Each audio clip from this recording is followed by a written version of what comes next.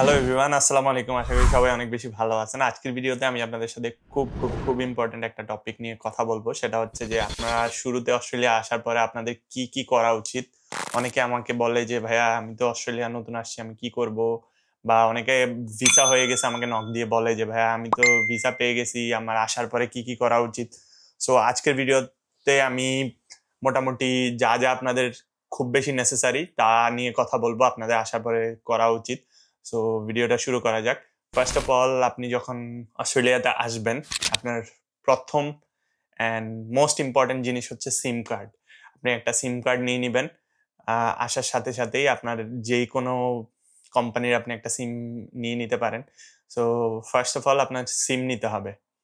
Second, আপনি আসার পরে আপনার বাসা যদি আগে থেকে ম্যানেজ করা থাকে ভেরি গুড। আর যদি বাসা ম্যানেজ না করা থাকে অ্যাটলিস্ট চেষ্টা করবেন কোনো একটা ফ্রেন্ডের বাসায় আইসা থাকার, কোনো একটা বড় ভাইয়ের বাসায় আইসা থাকার, 2-1 দিন থাইকে একটা বাসা ম্যানেজ করে নেবেন। আমি অবশ্যই বলবো আপনি আগে থেকে আসার আগেই আপনি একটা বাসা ম্যানেজ করে আসবেন, তাইলে আপনার এখানে আসার পরে কোনো হ্যাসেল পোহাইতে হবে না। কাজ আপনি 1-2 দিন একজনের বাসায় থাকবেন, হঠাৎ করে আপনার একটা কথা বলে ফেলবে, দেন দেখবেন যে খুব গায়ে লাগবে বিষয়টা। সো বাসা ম্যানেজ করা মোস্ট ইম্পর্টেন্ট জিনিস গুলোর মধ্যে একটা। সো তারপরে হচ্ছে আপনি আপনার টিএফ এর নাম্বার, যেটা খুবই ইম্পর্টেন্ট। আপনি এখানে জব করতে গেলে আপনার টিএফ এর নাম্বার লাগবে, যেটাকে বলে ট্যাক্স ফাইল নাম্বার।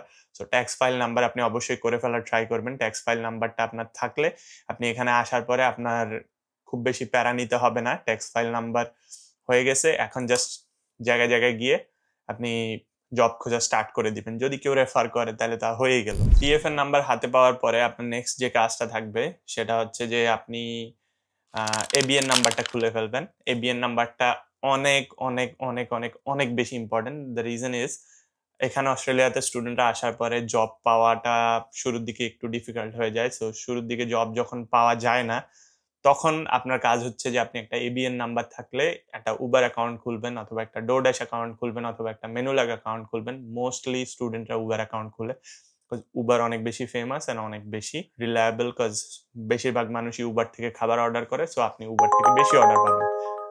সো উবারের ব্যাপারটা হচ্ছে আপনি চেষ্টা করবেন যে কেউ যদি আপনাকে রেফার করে অবশ্যই কারো থেকে একটা রেফারেল নেওয়ার ট্রাই করবেন। নিজে নিজে অ্যাকাউন্ট খুলে ফেললে তো খুললেন, কিন্তু যদি রেফারেলটা নেন আপনি এক্সট্রা হয়তো অফারের উপর ডিপেন্ড করে, এক এক সময় এক এক রকম অফার যায়, কখনো 400, কখনো 500, কখনো 600।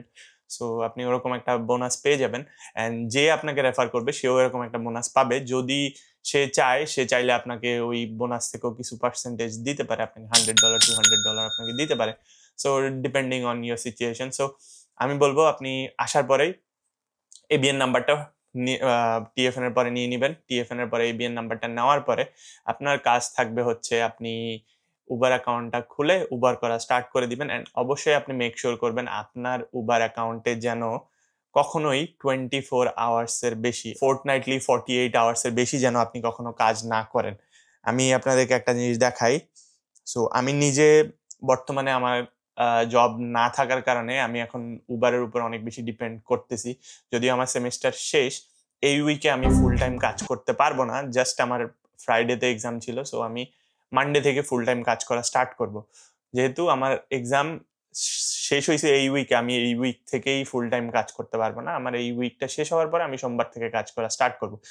স্টিল আমি যদি অনেকের মধ্যে চিন্তা করতাম যে আরে কি হবে, কেউ ধরবে না, এবিএন তো উবার তো উবার তো আমার বিজনেস, আমি যদি এই ধরনের চিন্তা ভাবনা করতাম তাহলে আমি এই 2 দিন আমি বাসায় বসে থাকতাম না। আমি আপনাদেরকে জাস্ট একটা এক্সাম্পল দেখাই। সো আমি এই উইকে আপনারা যদি দেখেন 22 ঘন্টা সামথিং আমি কাজ করছি, ঠিক আছে। সো 22 ঘন্টা 18 মিনিট আমি কাজ করছি। এটা হচ্ছে আমার 9 জুন থেকে 16 জুন পর্যন্ত। সো আমি যদি দেখেন এই 2 দিন কিন্তু আমি কাজ করি নাই, যে পরের 2 দিন কিন্তু আমি কাজ করি নাই। দ্যাট মিনস আজকে এন্ড গতকালকে আমি কাজ করি নাই। দ্য রিজন ইজ আমার 22 ঘন্টা 18 মিনিট হয়ে গেছে। এন্ড আমি গত উইকে, আমি আপনাদেরকে দেখাই গত উইকে আমি কতক্ষণ কাজ করছি। 2 জুন থেকে 9 জুন পর্যন্ত আমি কাজ করছি হলো 25 ঘন্টা 24 মিনিট। সো এই 25 ঘন্টা 24 মিনিট প্লাস আপনি যদি কাউন্ট করেন 22 ঘন্টা 18 মিনিট, সো 22 ঘন্টা 18 মিনিট অ্যান্ড 25 ঘন্টা 24 মিনিটে সব মিলে আমার হয় হলো 47 ঘন্টা 42 মিনিট। সো আমি অলরেডি 48 ঘন্টার খুবই কাছাকাছি। জাস্ট আমার আর 18 মিনিট বাকি আছে।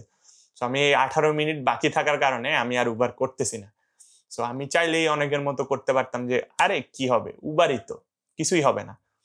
সো আপনাকে যারা এই ধরনের কথাবার্তা বলে যে কিছুই হবে না, এট সাম পয়েন্ট যদি আপনাকে ইমিগ্রেশন ধরে বললো কিরে তুই তো উবার করলি এতক্ষণ, বা আপনার ফোন চেক করলো, ইমিগ্রেশনের একটা ল অনুযায়ী ওরা চাইলে আপনার ফোন চেক করতে পারবে। তো আপনার ফোন চেক করার পরে ইমিগ্রেশন যদি দেখলো যে আপনি এত ঘন্টা ওই উইকে কাজ করছেন, এন্ড দেন আপনাকে বলবে তো সিইউই বাইর কর। সিইউই অনুযায়ী দেখলো আপনার ক্লাস এই ডেটে ছিল, আপনি কিভাবে এই ডেটে ফুল টাইম কাজ করেন। আপনি হয়তো বা মনে মনে ভাবেন আরে আমি তো আরে ভুংবাং বোস দিয়ে দিব, আমি ওরা বলবো যে আমার ভ্যাকেশন ছিল, এই ছিল সেই ছিল। ওরা এত বোকা না যে ওরা আপনার কথায় একদম ডিরেক্ট বিশ্বাস করে ফেলবে, আনটিল আনলেস ও খুব ভদ্র মানুষ আপনাকে ছাইড়া দিবে।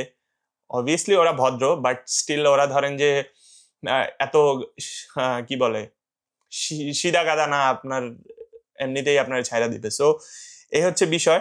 আমি আপনাদেরকে যেটা দেখাইলাম এইভাবে আমি অ্যাটলিস্ট আমারটা মেনটেন করার ট্রাই করি। আমার যদি দেখাই, আমার এখন কিন্তু কোয়েস্ট প্রমোশন চলতেছে, আজকেও আমার একটা কোয়েস্ট আছে, এই যে দেখেন, স্টিল আমি যাইতেছি না, টাকার লোভটা আমি করতেছি না। এই যে দেখেন আমার কিন্তু একটা কোয়েস্ট চলতেছে। তো আমি যদি 6টা ট্রিপ দেই $26 এক্সট্রা, 3টা ট্রিপ দিলে $16 এক্সট্রা, 3টা ট্রিপ দিলে $18 এক্সট্রা। সব মিলে আমার $60 আমি এক্সট্রা পাবো যদি আমি এই কোয়েস্টটা কমপ্লিট করি। 5 to 9 এর মধ্যে আমি 12টা ট্রিপ দিতে পারলে আমি $60 এক্সট্রা পাবো। আমি এই $60 এক্সট্রা পাওয়া মানে হচ্ছে আমার ওভারঅল 4 ঘন্টায় আমি ইজিলি একটা মানে হেলদি অ্যামাউন্ট আমি কামাইতে পারবো। তো স্টিল আমি করতেছি না। তো এই জন্য আমি আপনাদেরকে যেটা বলতেছি যে অবশ্যই আপনারা চেষ্টা করবেন আপনাদের আওয়ার্সগুলো যাতে আপনারা কখনোই এক্সিড না করেন। আনফর্চুনেটলি যদি আপনাকে ইমিগ্রেশন ধরে, তখন যদি আপনার এগুলা চেক করে, আপনি কিন্তু একেবারে আল্লাহর হাল্লা বাংলাদেশে, ঠিক আছে?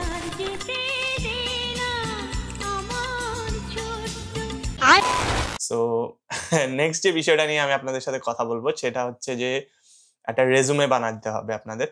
রেজুমেটা এই জন্য ইম্পর্টেন্ট কজ মোস্টলি এখনো অনেক জায়গা আছে যেখানে আপনি রেজুমে ড্রপ করার মাধ্যমে জব পাবেন। সো রেজুমে ড্রপ করে আপনি জব পাওয়া চান্স খুবই ভালো। অ্যান্ড আমি আরেকটা টিপস আপনাদেরকে দিব, সেটা হচ্ছে যে আপনারা যদি কোথাও অনলাইনে অ্যাপ্লিকেশন করেন, ধরেন আপনি একটা উলিজে বা উলওয়ার্সে আপনি অ্যাপ্লিকেশন করছেন, বা কোলসে আপনি অনলাইনে অ্যাপ্লিকেশন করছেন, তো আপনি আপনার ওই অ্যাপ্লিকেশনের যে একটা নাম্বার দিবে আপনাকে ক্যান্ডিডেট আইডি, এই ক্যান্ডিডেট আইডিটা নিয়ে আপনি আপনার রেজুমের উপরে লিখে দিবেন, অ্যান্ড আপনি ওই রেজুমেটা নিয়ে ইন পার্সন ওই স্টোরে ফলো আপ হিসাবে যাবেন। দেন দেখবেন আপনার একটা হাই চান্স থাকবে আপনি ওই জবটা পাওয়ার, ঠিক আছে? সো রেজুমে বানাবেন, অবশ্যই রেজুমে চেষ্টা করবেন খুব বেশি ফ্যান্সি না করার, একটু প্লেন টাইপের রেজুমে রাখার ট্রাই করবেন। ফ্যান্সি করলে ওরা একটু মানে বুঝেনি যে ফ্যান্সি জিনিস দেখতে খুব একটা ভাল লাগে না, হয়তো বা যারা নতুন নতুন রেজুমে বানায় ওদের কাছে একটু বেশি ফ্যান্সি হলে, একটু ছবি লাগাই দিলে, এই করলে সেই করলে বেশি ভাল লাগে। বাট আমার সাজেশন হচ্ছে যে আপনি একটু প্লেন রাখার ট্রাই করবেন, ছোট করে আপনার এক পেজের মধ্যে যতটুকু আপনার এক্সপিরিয়েন্স আছে, আপনার এডুকেশনাল কোয়ালিফিকেশনস যা যা আছে, আপনার হবিজ হাবিজাবি যা আছে ওইগুলা আপনি আপনার রেজুমেতে অ্যাড করার ট্রাই করবেন। অ্যান্ড প্রবাবলি মোটামুটি আপনি শুরুতে আসার পরে এই কয়েকটা জিনিস আপনার খুব ইম্পর্টেন্ট। অ্যান্ড আপনি অবশ্যই চেষ্টা করবেন, নেক্সট স্টেপ আপনার হবে যে আপনি গিয়ে স্টোরে আপনি সিভি দিচ্ছেন, ডাজন্ট ম্যাটার আপনার ওখানে অনলাইন অ্যাপ্লিকেশন করছেন কিনা, স্টিল আপনি স্টোরে গিয়ে সিভি দেওয়ার ট্রাই করবেন। সো আশা করছি যে এই জিনিসগুলা মোটামুটি শুরুর ধাপে আপনি যদি করেন আপনার জন্য এনাফ হবে। আর আশা করছি আপনাদের ভিডিওটা ভালো লাগছে, অ্যান্ড যদি ভালো লেগে থাকে অবশ্যই ভালো লাগলে আপনারা একটা লাইক দিয়ে দিবেন আমার ইউটিউব চ্যানেলে, আর আপনার ফ্রেন্ডদের সাথে অবশ্যই এটা শেয়ার করতে ভুলবেন না। অ্যান্ড যদি আপনি ফেসবুক থেকে দেখেন অবশ্যই একটা ফলো দিতে ভুলবেন না, একটা লাইক দিতে ভুলবেন না, যা ইচ্ছা কমেন্ট একদম ইচ্ছা মতো করে ভরায় দিবেন কমেন্ট, আপনি যা কমেন্ট করবেন সবকিছু রিপ্লাই আমি দিব। সো আশা করছি ভিডিওটা আপনাদের কাছে অনেক বেশি ভালো লাগছে। সবাই ভালো থাকবেন, সুস্থ থাকবেন, আসসালাম।